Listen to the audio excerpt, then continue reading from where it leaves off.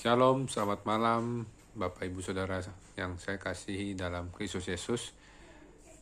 Kita pada malam hari ini kita akan membahas kembali kualifikasi untuk hidup di Bukit Sion yang ke-15. Sebelumnya mari kita satu dalam doa. Ya Allah Bapa yang bertata dalam kerajaan surga, Bapa di dalam nama Tuhan Yesus Kristus, kami mengucap syukur Tuhan, Kau sungguh amat baik dalam hidup kami. Terima kasih Tuhan, Kau memelihara kami, memimpin kami, menguduskan kami dengan kuasa darah dari Yesus Kristus Tuhan. Terima kasih Tuhan, Kau juga menghalau kami dari sana roh jahat, roh kematian, roh orang mati, roh santet, sihir, tenung, tumbul, kuda-kuda, rumah dan maut, terus penyakit apapun, termasuk roh penyakit COVID-19, dipatahkan kuasa dengan darah balah dari Yesus Kristus Tuhan. Kami juga syukur Tuhan, Kau melihara kami, Kau berikan anugerah yang berlimpah-limpah atas hari ini, atas malam ini. Kau memberikan kasih karunia yang berlimpah-limpah atas hari ini dan malam ini, dan Kau juga terus memberikan anugerah kami berlimpah-limpah dan rahmat Tuhan berlimpah-limpah sampai Tuhan Yesus datang kedua kalinya menjemput kami semua dalam awan kemuliaan-Mu di surga. Kami mengalami pengangkatan oleh Tuhan. Terima kasih Tuhan, kami mohon Tuhan urapan yang baru atas kami dan anak-Mu ya Tuhan, Bapak Ibu Saudara yang menyaksikan program ini, urapan yang baru dari Tuhan dari tempat yang maha tinggi, kuasa yang tiada taranya, yang luar biasa, maha ajaib dan maha dahsyat. Kami mengundang juga Allah Roh Kudus untuk memberikan kami rema tentang pembahasan firman Tuhan pada malam hari ini. Terima kasih Tuhan, dalam nama Tuhan Yesus kami berdoa sekali. Amin.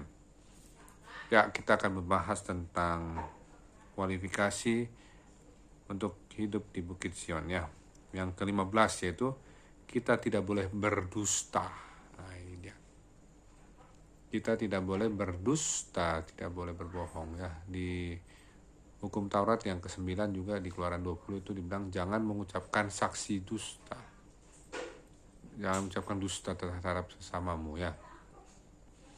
Kita nggak boleh berdusta ya, karena berdusta itu akan mendapatkan hukuman di lautan yang menyala-nyala oleh api dan belerang. Ada ayatnya ya, kita buka di Wahyu 21 ayat 8. Wahyu 21 ayat 8. Wahyu 21 ayat 8 saya bacakan ya. Tetapi orang-orang penakut, orang-orang yang tidak percaya, orang-orang keji, orang-orang pembunuh, orang-orang sundal, tukang-tukang sihir, penyembah-penyembah berhala, dan semua pendusta, nah ini dia, mereka akan mendapat bagian mereka di dalam lautan yang menyala-nyala oleh api dan belerang. Inilah kematian yang kedua. Jadi segala dusta itu dan yang tadi disebutkan di atas tadinya, orang-orang penakut, orang-orang tidak percaya, orang-orang keji, pembunuh, sundal, tukang-tukang sihir, penyembah berhala, dosa itu akan mendapat bagian di lautan yang menyala-nyala oleh api dan belerang loh. Kita belum pernah lihat ya lautan api yang menyala-nyala oleh api dan belerang, tapi ini kan akan tergenapi. Makanya kita bertobat jangan berdusta ya, karena kita ini ada di Bukit Sion itu di ruang Maha Kudus ya. Ada Wahyu 14 ayat 1 kan kita termasuk dalam orang-orang 144.000 orang itu ya yang bersama anak domba di Bukit Sion. Mereka juga tidak berdusta loh. Nanti ada ayatnya itu Wahyu 14 ayat 5. Wahyu 14 ayat 5. Wahyu 14 ayat 5. Dan di dalam mulut mereka tidak terdapat dusta, mereka tidak bercela. Ini mereka ini siapa? Wahyu 14 ayat 1. Dan aku melihat sesungguhnya ada anak domba berdiri di Bukit Sion dan bersama-sama dengan dia 144.000 orang.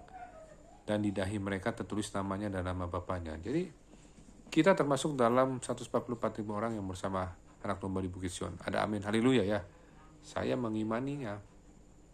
Ketika nanti sudah tiba waktunya Tuhan Yesus datang dalam awan kemuliaan Tuhan, awan kemuliaan di surga, kita di selubungi awan-awan kita terangkat di selubungi awan-awan menyongsong Tuhan di angkasa, dan kita bersama-sama dengan Tuhan selama-lamanya sepanjang masa. Artinya kita melalui selective rapture, jadi pengangkatan yang selektif, langsung diangkat ya. Itu adalah doa dan harapan kita juga dan iman kita ya. Makanya kita benar-benar hiduplah oleh roh ya. Jangan hidup lagi oleh keinginan daging ya. Kenapa kita harus hidup oleh roh? Karena hadiah yang terindah adalah Yesus Kristus. Ya, maka kenapa kita hidup oleh roh? Karena Tuhan Yesus berkata, kumpulkanlah bagimu harta di surga, karena ngengat dan karat tidak merusakkannya dan pencuri tidak mencuri dan membongkarnya. Artinya apa? Kita kalau mengumpulkan harta di surga itu bicara Yesus Kristus. Bagaimana cara Pak mengumpulkan harta di surga? Melalui firman-Nya. Kalau kita baca firman dan kita merenungkan dan kita mengingat ayat-ayatnya, dan semakin banyak kita mengingat dalam hati pikiran kita ayat-ayat firman Tuhan, itu artinya kita mengumpulkan harta di surga. Ya, karena itu semua dari Allah, dari Roh Kudus, dari Yesus Kristus. Kalau di bumi itu buatan manusia, makanya kalau orang mengumpulkan harta di bumi rusak, ya, ngangkat dan karat merusakkannya dan mencuri dan membongkarnya, jadi dicuri, ya. Makanya jangan pernah kita memikirkan harta di bumi, ya, karena harta di bumi nanti akan memancing orang berbohong untuk demi kepentingan bisnis gitu, ya, untuk kepentingan ambisi pribadi, jadi berbohong. Makanya nggak boleh berdusta, ya. Dari ayat 14:5, ayat 14 ayat 5 sudah, ya, ayat terakhir di 1 Petrus 3 ayat 10, ya. Kita baca di 1 Petrus 3 ayat 10. 1 Petrus 3 ayat 10. Siapa yang mau mencintai hidup dan mau melihat hari-hari baik, ia harus menjaga lidahnya terhadap yang jahat dan bibirnya terhadap ucapan-ucapan yang menipu. Tuh, ini tantangannya. Tadi bilang siapa yang mau mencintai hidup, kita mau mencintai hidup, ya, ada amin haleluya. Dan mau melihat hari-hari baik, kita mau melihat hari-hari kita baik, ya, amin haleluya. Ia harus menjaga lidahnya terhadap yang jahat. Kalau ada yang jahat, kita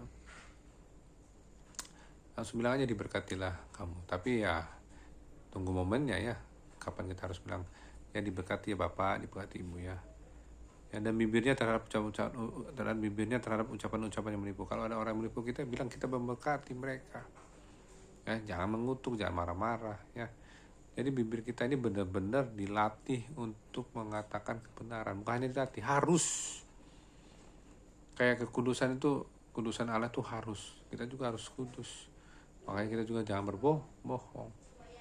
Ya, karena Tuhan Yesus Kristus telah memberikan segala berkat rohani di surga, ya, melalui Yesus Kristus, supaya kita tuh dikehendaki Allah tuh kudus dan tak bercacat melalui Yesus Kristus.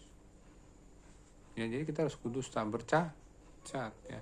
Jadi benar-benar kita nih jangan sampai ada orang mengalaskan lagi, kan lidah nggak bertulang, nggak boleh begitu juga, ya. Kita nggak boleh melegalkan bohong sedikit-sedikit nggak apa-apa, jangan, ya. Kita nggak pernah mau untuk kompromi sedikit pun sama dosa, ya. Jadi jangan sampai kita berbuat dosa, karena kuasa dosa itu nanti akan bertambah. Tapi kita hancurkan kuasa dosa itu dengan kuasa darah anak domba Allah, dari Yesus Kristus Tuhan, ya. Oleh darah anak domba Allah, dari Yesus Kristus Tuhan, kita bisa mengalahkan segala kutuk-kutuk akibat dosa. Jadi kita harus bertobat, mengakui segala dosa kita, ya. Yohanes 1 ayat 9, barang jika kita mengaku dosa kita, Ia adalah setia dan adil, Ia akan mengampuni segala dosa kita dan mengampuni kita dari segala kejahatan, ya. Jadi kita minta ampun dan jujur sama Tuhan kalau kita ada berdosa, berbohong, ya. Ya, kita satu dalam doa. Ya Allah Bapa yang bertata di dalam kerajaan surga, Bapa di dalam nama Tuhan Yesus Kristus, terima kasih Tuhan, Kau sungguh baik-baik kami. Dengan firman-Mu Tuhan, Kau berikan kepada kami supaya kami tidak berbohong, supaya kita menjaga lidah kami, ya Tuhan, supaya lidah kami hanya mengeluarkan kata-kata kudus yang jujur, suci, yang memuliakan nama-Mu. Dan kata-kata kami juga mendeklarasikan firman Tuhan yang kami hafal, yang kami ingat terus. Firman Tuhan akan kami deklarasikan. Berikan kami tidur nyenyak Tuhan pada malam ini. Bangunkan kami besok pagi dengan tubuh yang segar, jam 4 pagi atau jam 5 pagi untuk saat teduh. Dan kami mohon Allah Roh Kudus kuasai alam sadar bawah sadar kami dalam tidur. Roh kematian mendarat, roh segala penyakit apapun, gagal napas, roh demam, roh serangan jantung, serangan cuci darah, ginjal, hancur kuasa dengan nama Allah dari Yesus Kristus Tuhan.